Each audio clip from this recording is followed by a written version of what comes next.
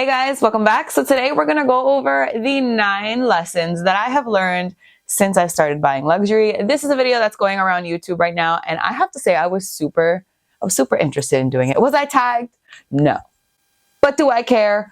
Also no. I think this tag was originally created by Connor from The Closet with Connor. I absolutely love his channel and his Instagram page. Definitely check him out. I'll link him in the description box and I'll link him up here. And I've since seen a lot of other people doing it, so I figure I'd give you my take. So I have 9 lessons to share with you guys. So if you guys are interested in learning what I've learned and hearing about what I've learned since I've started buying luxury, then please just keep on watching. But wait, you already know what I'm gonna say. If you're not already subscribed, explain yourself. I post on Wednesdays and on Sundays at 9 a.m. Pacific Standard Time, 12 p.m. Eastern Standard Time, and I feel like you're gonna want to be here when I do. If you like luxury, you like handbags, you like fashion, you like learning lessons when buying that stuff, I feel like this is definitely where you're gonna be. So subscribe if you're not already, and you should follow me over on Instagram if you're not already. It's just K Danger. I post every single day over there. Every day there's a reel, outfit of the day, something else stories.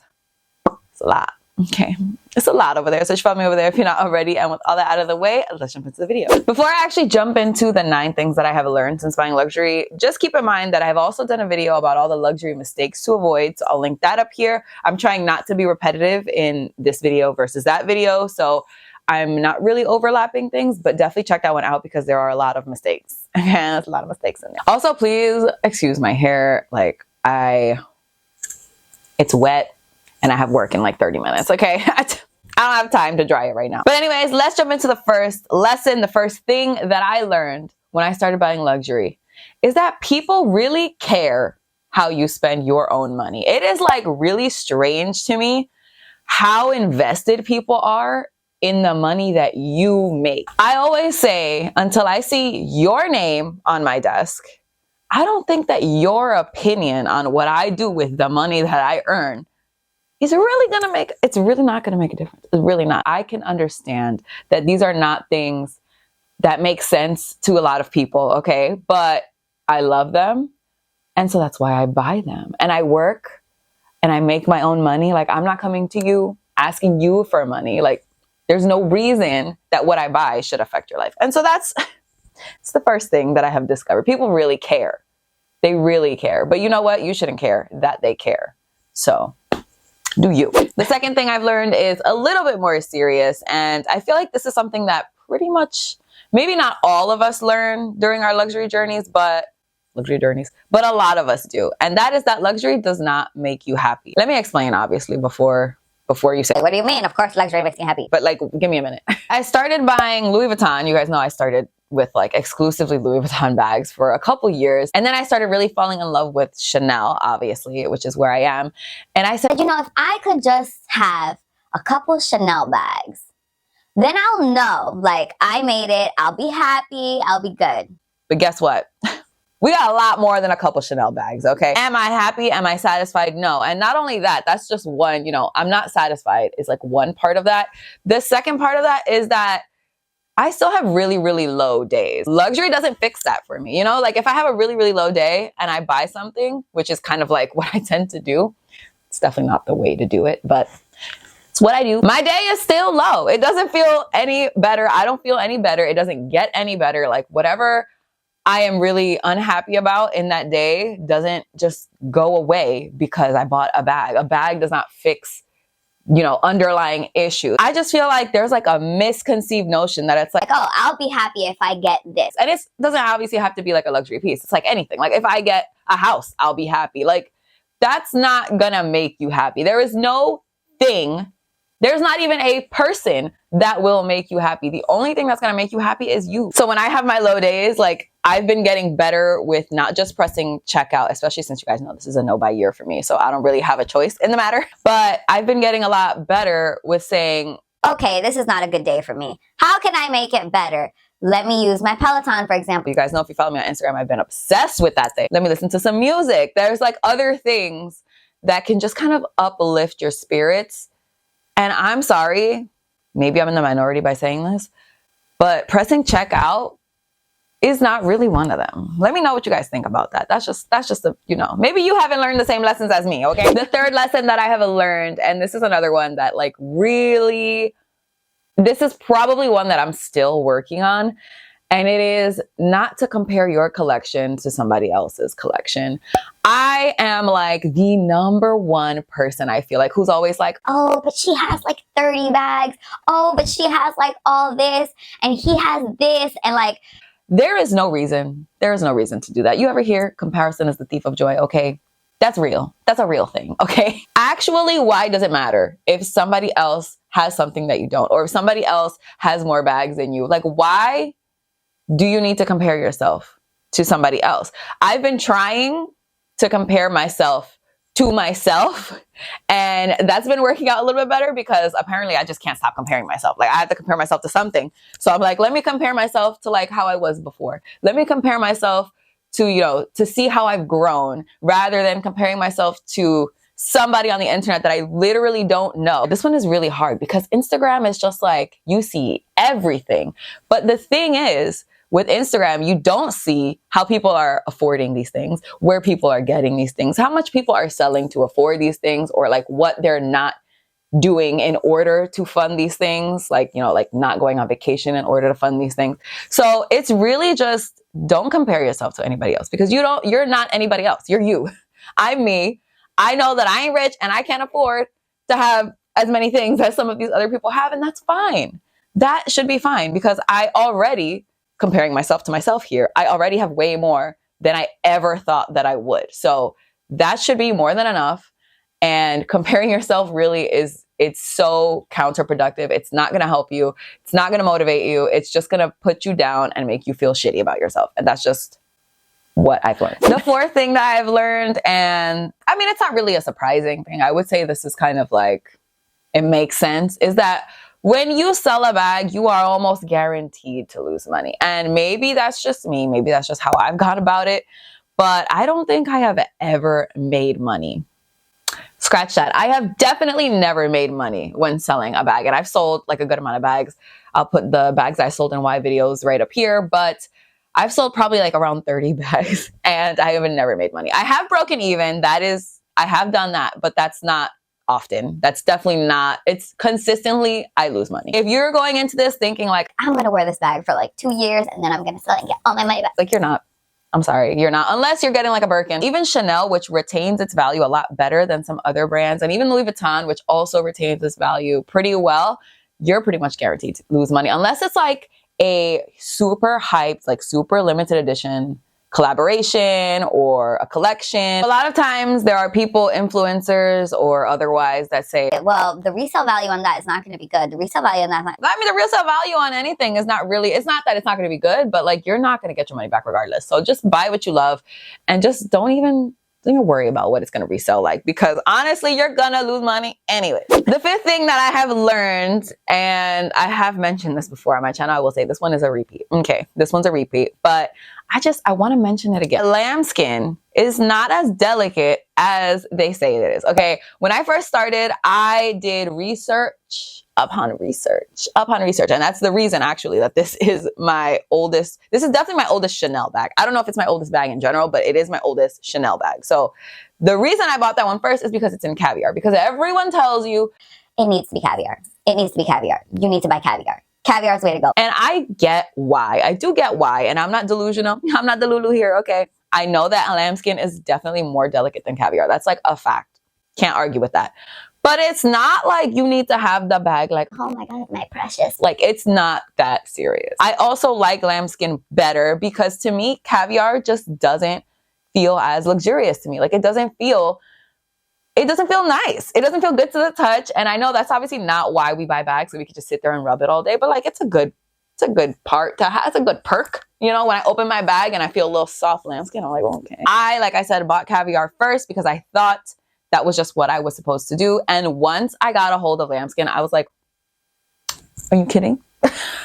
Are you kidding? Plus, I will say there are some season lambskins that are even more durable than other seasons. So for example, I will say pretty much all my bags are lambskin. This lambskin is tough as hell. This was from the 22S collection. I swear it's like next level lambskin. It's not as soft as like, let's say this beige Claire Chanel bag. Like this one is a little bit softer. You can feel it's not as durable as this one is, but it really varies from season to season. So just because you had a bad experience with lambskin doesn't mean that you're gonna have exclusively bad experiences with lambskin. I have just learned that it's not that serious. Buy your preference, and just because XYZ says that you need to buy caviar doesn't actually mean that you have to buy caviar. Number 6, and this is kind of across the board, doesn't only have to be about luxury, but as you grow older, which yes, we are all sadly and tragically growing older. But as you grow older, your style will inevitably change.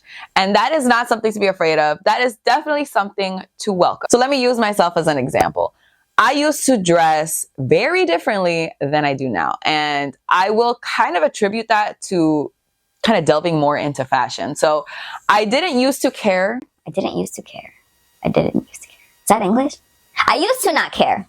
That's English. I used to not really care that much about fashion, but I dressed in a way that was like a lot more edgy. Like I only went for things that were like a little outside the box, a little weird. And I loved sneakers, absolutely loved sneakers in all the colors. I used to be obsessed with Jordan. And over the years, my style has completely done a 180. And now I just like to wear dresses. I like to wear color. I like to wear more like girly, cute things, more like romantic. I don't know. I like things that are just a little bit more cute. And that's definitely not how I used to dress before. I don't really like sneakers that much now. I do obviously wear sneakers when I have to wear sneakers, but like if I had to pick, that wouldn't be my choice. I would rather wear like a pair of heels or like a pair of mules or something just a little bit cuter. So my style has definitely changed. And I think that's also been reflected in my handbag collection. I used to buy very trendy bags. I had Bottega bags, I had Gucci bags, Balenciaga bags, like things, Fendi bags that were like trendier bags.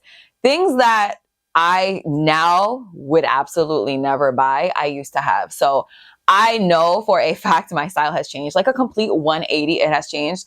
And I'm very happy about the fact that it's changed, and I'm welcoming that change. And I know for a fact that my style is not going to stay like this forever. Don't think just because you started out buying this certain thing, just because you started out buying trendy things means that you just need to continuously do that. Or just because you started out dressing edgy doesn't mean that you need to continuously do that either.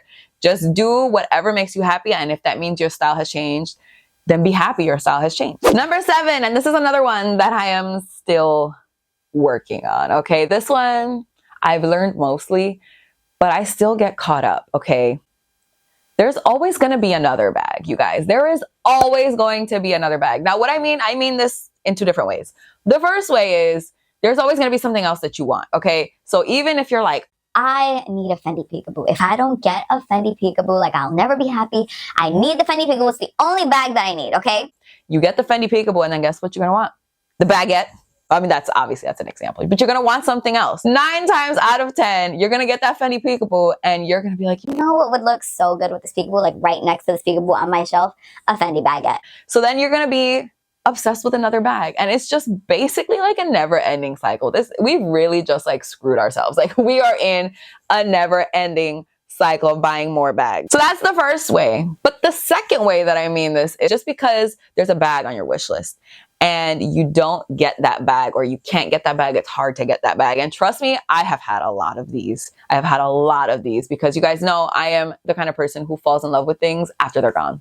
That's just what I do. When it's like 2024, I'm looking at 21S and I'm like, shit, that bag is nice. That's like that's what I do. So I've had a lot of times when I'm like, I have to find this bag, and I am stalking the internet and I cannot find this bag. But that's okay, because guess what? I eventually forget all about it. Do you guys remember the boy bag that Kylie Jenner had that was like an iridescent green and it had like rainbow hardware? I was so obsessed with this bag. Guess what? I never got that bag. And I don't even really care that I didn't get that bag, because what was I going to do with that bag? The iridescent green with rainbow hardware. Where was I going with that bag? I forgot about that boy bag so fast, you guys. If I saw that boy bag today, I wouldn't even think one time about buying. I would just keep scrolling because I'm okay. Number 8. And this is another one that I feel like we need to be reminded of, especially when we're on the internet. This is a big one for me.